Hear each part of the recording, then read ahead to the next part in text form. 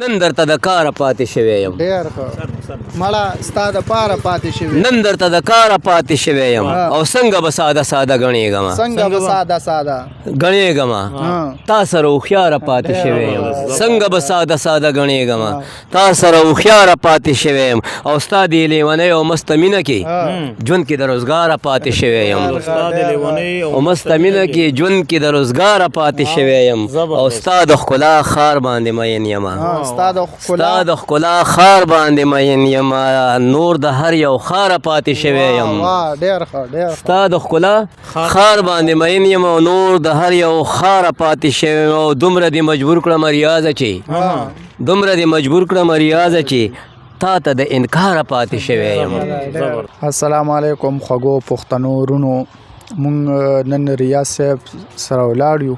او د هغې نه به یو څو غزلې اورو او تاسو ټول را سره وره او خوند ترې نه والی. ډاکټر صاحب تسکین صاحب جی ارشاد غزل عرض ده جی ارشاد. کلیه راته مکړه سوګندونه په وادو کلیه راته مکړه سوګندونه په وادو تیر دې کړه په ما باندې وختونه په وادو تیر دې کړه په ما باندې وختونه په وادو او مکړه نور په ما باندې ظلمونه په وادو څو پورې کوي به ستمونه په وادو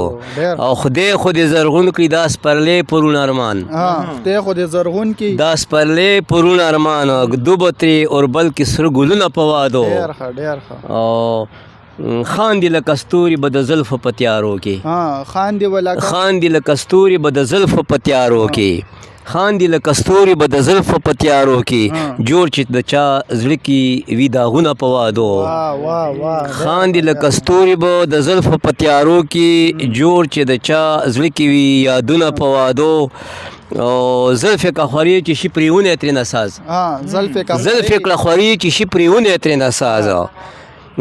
زلف کړه خوري چې شي پرېونی ترې نساز دی چې په رخسار باندې خالونه په وادو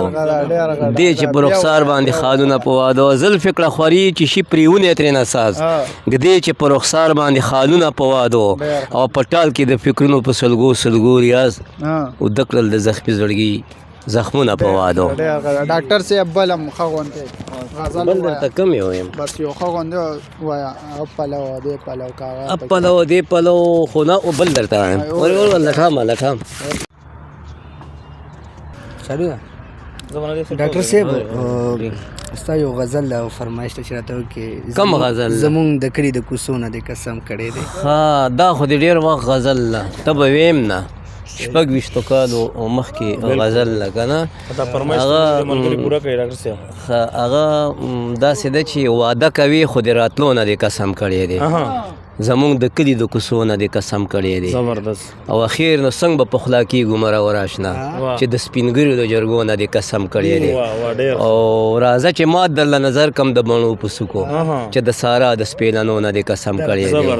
او راځه چې مات درله نظر کم د بڼو په څوکو چې د سارا د سپېلنو نه دې قسم کړی دی او خدای دې دا کاڼی زړګی نرم که د مینې په نوم چې د ریاض د خپلېدو نه دې قسم کړی دی ډېره ډاکټر صاحب تسکین صاحب ته یو کلام ویو چې لکه ونه چې وینه هسې مې غم خوري لکه ونه چې وینه هسې مې غم خوري درسته شپه مې بس یادونه د صنم خوري که د لر دی که د بر دی یو پښتون دی که د لر دی که د بر دی یو پښتون دی په مابین کې مې دا مزې د تورخم خوري ډېره مننه که د لر دی که د بر دی یو پښتون دی په مابین کې مې دا مزې د تورخم خوري په جایزه او ناجایزه په کار نه دي په جایزه او ناجایزه په کار نه دی ناپوهان دي چې په نه خبر قسم خوري په جایزه او ناجایزه په کار نه دی ناپوهان دي چې په نه خبر قسم خوري ستا د عشق ستا په عشق کې مې له هیڅ چا ویره نشته ستا په عشق کې مې له هیڅ چا ویره نشته که مې خوري نو ما دا ستا ظلم و ستم خوري ما رنځور ته دی د لبه مه عطا کړه بلبلان خو خامخا ګل نه شبنم خوري او ته به وې که په کشمیر پوجیان خواره دي ته به وې که په کشمیر پوجیان خواره دي ستا په مخ مې د زلپانو پیچ او هم خوري او د قلم ژبه د تان د شمستانه د قلم ژبه د تان د شمستانه دا دنیا څوک په ټوپک او څوک قلم خوري د توجه احساساتو مو یو جهان مننه